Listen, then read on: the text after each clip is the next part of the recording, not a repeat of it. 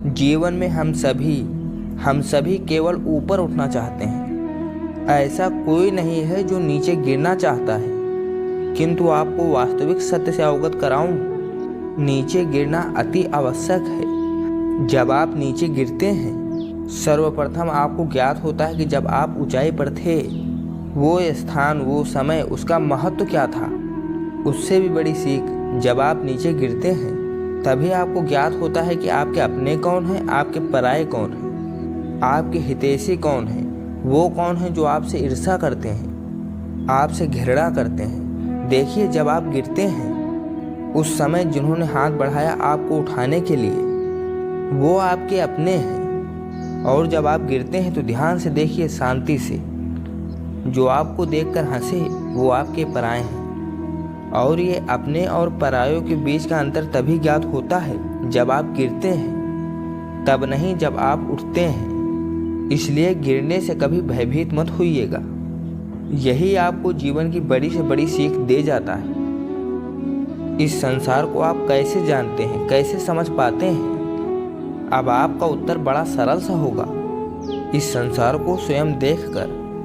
बिल्कुल उचित है। अब देखिए ना, हम इन आँखों से संसार को देखते हैं, इसे जानते हैं, उसके पश्चात इसे समझ पाते हैं। परंतु हम इस बात पर ध्यान नहीं दे पाते कि ये सारे संसार को देखने वाली आँख स्वयं कितनी छोटी होती है ना। एक अकेली आँख हमें सारा संसार दिखा सकती है। तो सोचिए, आपके पास क्या क्या है। 2 आँखें, 2 कान, बोलने की क्षमता है जिससे आप शब्दों का निर्माण कर सकते हैं, शब्द जिनसे आप ब्रह्म बना सकते हैं। 2 हाथ हैं, यदि ये चाहें तो पाताल को तोड़कर वहाँ से जल निकाल सकते हैं। 2 पाँव हैं, यदि ये चाहें तो संसार में चाहे कितना भी बड़ा पर्वत क्यों न हो, उसे नाग सकते हैं। एक हृदय है जो प्रेम के बंधन में सबको बांधता है।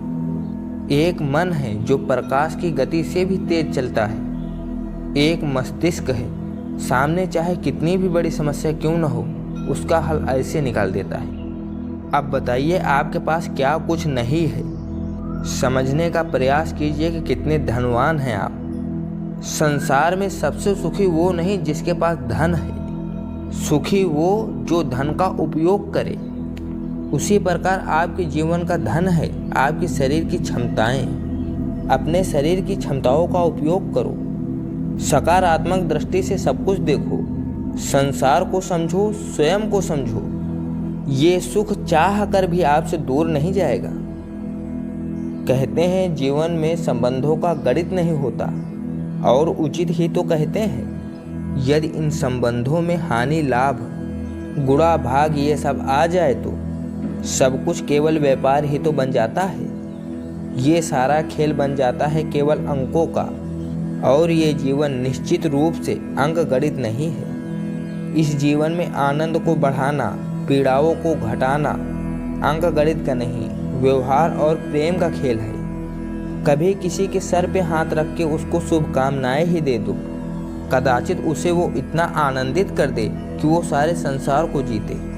कभी आपके मुंह से किसी के लिए कुछ कटाक्ष निकल जाए, कदाचित उसे इतनी पीड़ा दे दे कि वो इस संसार में कुछ भी ना कर पाए। कभी भी जीवन में, संबंधों में इस गणित को ना लाएं, कभी नहीं। ना हानि लाभ, ना गुणा भाग। यह स्मरण रखिएगा, इस संसार में ऐसा कोई समीकरण नहीं जिसका कोई हल ना हो। बस देरी है तो उसे ढूंढने की।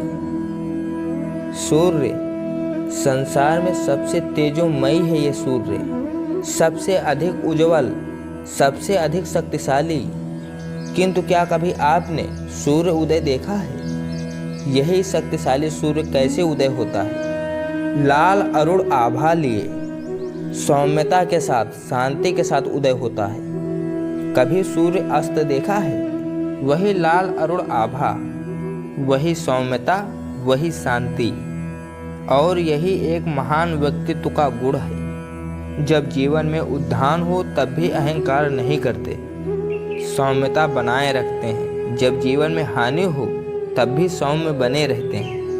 यदि आप भी चाहते हैं कि सूर्य की भांति आपको भी मान मिले, तो सूर्य की भांति बनिए। जब जीवन में आनंद आए, खुशहाली आए, कभी सीमा पार ना करें। जब जीवन में पीड़ा आए, दुख आए, जब जीवन में पीड़ा आए, दुख आए, तो नाश के कगार पे ना जाएं। सौम्य रहें, शांत रहें, सूर्य की भांति चमकते रहें, क्योंकि हर क्षण के भांति ये भी एक क्षण है। चाहे इसमें आपको आनंद मिले, चाहे इसमें दुख मिले, ये क्षण भी चला जाएगा।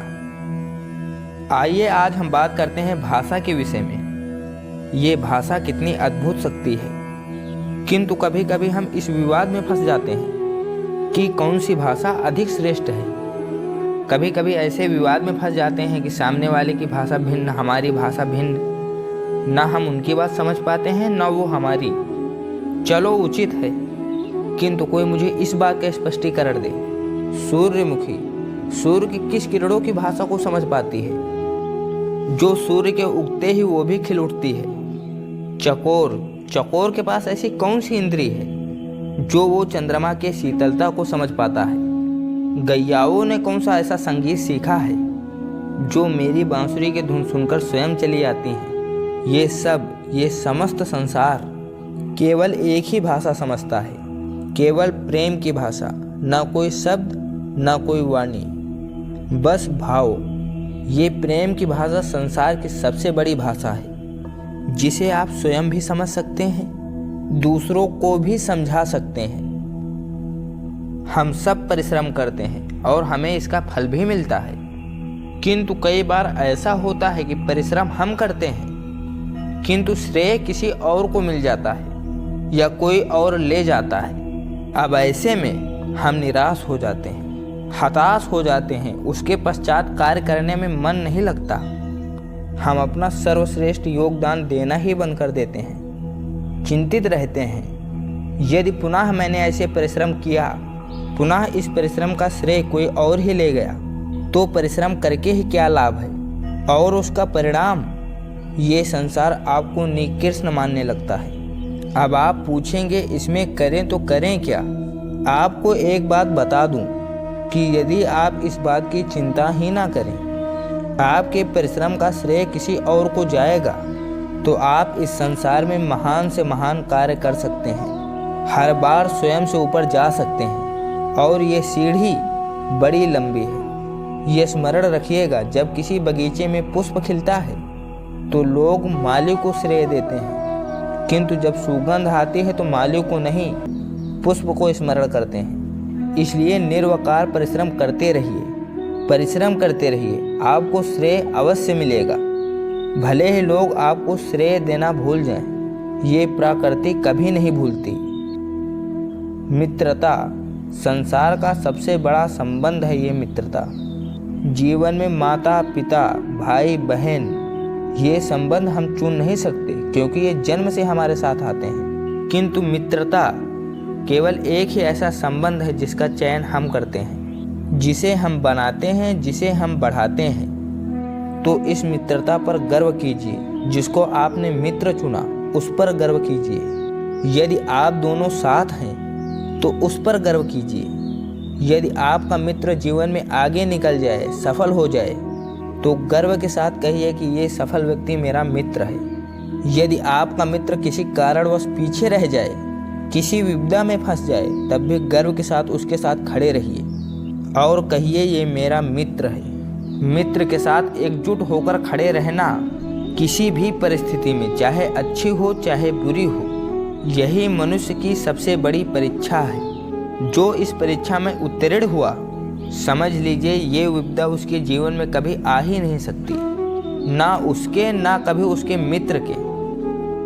तीव्र वायु, भयंकर वर्षा, इन सजीव कई बार उनके घोंसलों को नष्ट कर देते हैं, किंतु फिर भी वो आंधियों से बैर नहीं रखती।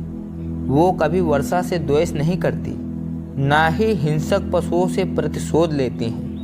वो करते हैं यह स्थान परिवर्तन, किसी और सशक्त डाल पर फिर से अपना घोंसला बनाने का प्रयास करती है, फिर सफल होकर अपना परिवार बसा ही लेती है और कुछ ही माह में उनकी संतानें आकाश में पंख फड़फड़ाते हुए दिखाई देती हैं। दूसरी ओर एक नाव प्रहार का प्रतिशोध लेने के लिए मनुष्यों की बस्तियों में घुस जाता है और अंततः वो स्वयं ही मारा जाता है। यही सीख हम मनुष्यों के लिए भी लागू होती है। प्रतिशोध मनुष्य को स्वयं ही जला देता है, उद्धान से पतन की ओर ले जाता है। इसलिए यदि जीवन में ऊपर उठना है, परिवर्तन के सोच से कर्म कीजिए, अन्यथा प्रतिशोध तो आपको रसातल पहुंचा ही देगा।